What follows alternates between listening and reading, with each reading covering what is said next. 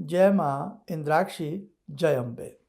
आइए इस अंक में संक्षिप्त में जानते हैं कि होलिका दहन की रात्रि 2 मार्च की रात्रि में करें या 3 मार्च की रात्रि में करें, क्योंकि 3 तारीख का ग्रहण है और 2 तारीख की रात्रि में जो होलिका दहन का समय है, उस समय भद्रा अपना वास कर रही है। भद्रा के समय में कभी भी होलिका दहन नहीं किया जाता, अशुभ और अशुद्ध रहता और ग्रहण काल की स्थिति भी कहीं ना कहीं हमें इशारा करती है। तो विगत कुछ सालों से इस प्रकार की स्थितियां उत्पन्न होती जा रही हैं। कारण तो उनके अनेकों हैं, लेकिन कहीं ना कहीं प्रकृति भी मानो हमसे रुष्ट हो गई हो, है ना। तो कहने का भाव यही है कि बहुत ज़्यादा तीज त्योहारों पर हम लोग कंफ्यूज हो जाते हैं। तो आइए इसमें संक्षिप्त रूप से कुछ आपसे चर्चा करते हैं। 2 मार्च को, आज 2 ही मार्च है जब ये कार्यक्रम हम आपको दे रहे हैं, अभी दिन का समय है, हो सकता है ये कार्यक्रम रात में सुन रहे हो आप, वो बात अलग है। 2 मार्च में जिस समय होलिका दहन का समय है, जो बताया गया है, उस समय भद्रा है। लेकिन भद्रा के भी कुछ नियम होते हैं, अगर उसको बहुत फिल्टर किया जाए, छानबीन की जाए, पूंछ की स्थिति हो भद्रा की, तो वहाँ पर हम होलिका दहन कर सकते हैं। मुख की स्थिति हो तो होलिका दहन नहीं किया जाता। तो पूंछ की स्थिति है, इसलिए 2 तारीख की रात्रि में, यानी कि जब वो समय निकाला गया है, उस समय में होलिका दहन में यदि आप सम्मिलित होते हैं तो किसी भी प्रकार का आप मन में भय ना करें। आप बेफिक्र होकर के अपने होलिका दहन का जो भी कार्यक्रम होता है, उसमें भक्ति, पूजा पाठ जो भी आप करते हैं, वो आप अच्छे से करें। अब रही 3 तारीख की बात, अभी ध्यान से सुनना, कार्यक्रम को बीच में नहीं छोड़ना आपने। रही 3 तारीख की बात, तो 3 मार्च में ग्रहण वाली स्थिति आ रही है, लेकिन ध्यान से हमारी बात को समझना। कुछ पंचांगों ने, जिनका बड़ा अच्छा हम गणित हम स्वयं समझते हैं, उन्होंने 3 तारीख की होलिका दहन बताई है, यानी कि 3 तारीख की जो बेला है। अब 3 मार्च की यदि हम बात करें, अब आप ग्रहण की भी बात कर रहे हैं और सुन भी रहे होंगे, बहुत ज़्यादा तूफान मचा हुआ है इन सब चीज़ों को लेकर के। अब 3 तारीख में सुन लें, जिस समय चंद्र उदय होंगे, अब चंद्र उदय शाम को 5 बजे के बाद ही हर जगह स्थिति बन रही है और करीब करीब 6:45 तक की स्थिति बन रही है, और होलिका दहन उसके बाद की ही स्थिति में किया जाता है। भद्रा भी नहीं है।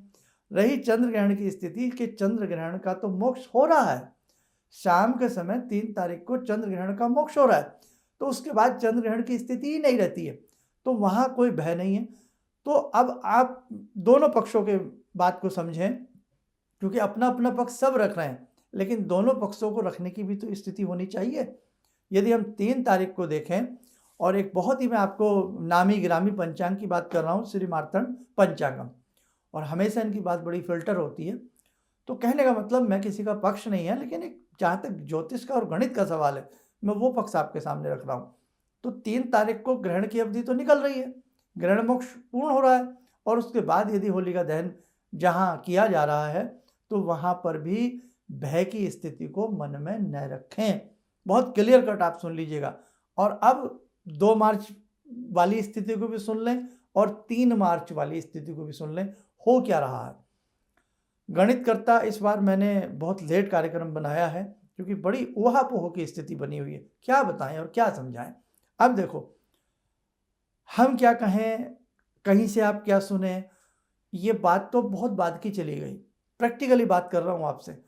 आपकी कॉलोनी में, आपके स्थान पर, आपके स्थल पर 2 तारीख की है तो आप 2 तारीख की मना रहे हैं, और यदि कहीं 3 तारीख की दहन है तो आप 3 तारीख का कर रहे हैं। तो फिर ये स्थितियां कहाँ रह गई कि कोई क्या कह रहा है। अब तो वो वाली बात हो गई है बेटा, जैसे हमारे आसपास के लोग कर रहे हैं, हमारी कॉलोनी में जैसा हो रहा है, हम वैसा कर रहे हैं। समझ गए आप हमारी बात को। लेकिन मैं आप दोनों ही पक्षों से ये कहना चाहता हूँ, इस बार मैं अपना पक्ष इतना रखने में पक्षधर मुझे महसूस नहीं हो रहा है, जितना इस बार सब कुछ चल रहा है। बस इतना आपसे कह सकता हूँ कि जो भी साधक 2 तारीख में होलिका दहन कर रहे हैं और जो साधक 3 तारीख में कर रहे हैं, तो किसी भी प्रकार का आप कोई मन में वहम ना रखें, किंतु परंतु यट बट वाली बातों में आप न फंसें। अब रही 3 तारीख साधना काल का समय, जो साधना और सिद्धि वाली बात है कि साहब ग्रहण काल की सिद्धि अलग ही होती है, तो जो होलिका दहन की रात्रि होती है वो भी मंत्रों को सिद्धि प्रदान करने वाली होती है, और जो ग्रहण काल की रात्रि होती है, ग्रहण काल का समय होता है, वो भी मंत्रों को सिद्ध और चैतन्य करने वाला समय माना जाता है। तो जितने भी साधक अगर अपने मंत्रों की स्थिति को चैतन्य करना चाहते हैं, मंत्र साधना में आगे बढ़ना चाहते हैं, मंत्र की सिद्धि को करना चाहते हैं, तो वो 3 तारीख की रात्रि में अपने मंत्रों की सिद्धि को करें। आपको ग्रहण की अवधि का भी लाभ मिलेगा और ग्रहण काल की बेला में यदि आप करते हैं तो आपके मंत्र से सिद्धि आपको अद्भुत चमत्कार दे सकती है। और बहुत सारे छोटे छोटे अंक इस बार आपको हम देने वाले हैं और एक अंक और आपको देने वाले हैं। बहुत लोग डरा रहे हैं कि होली की रात्रि में लोग जादू करते हैं, टोना करते हैं, किसी के ऊपर व्यभिचार करते हैं। उसके ऊपर भी एक छोटा सा अंक आज ही आप हमारा जरूर सुनिएगा। अपने मन की शंकाओं का उसमें आपको निवारण मिलेगा। अब एक चंद्र ग्रहण की भी सूचना दे दें कि चंद्र ग्रहण की डिटेल के साथ यदि आप जानकारी चाहते हैं तो आप फेसबुक पर और यूट्यूब पर हमारा चंद्र ग्रहण विशेषांक ध्यान से सुनिए और ध्यान से समझिए।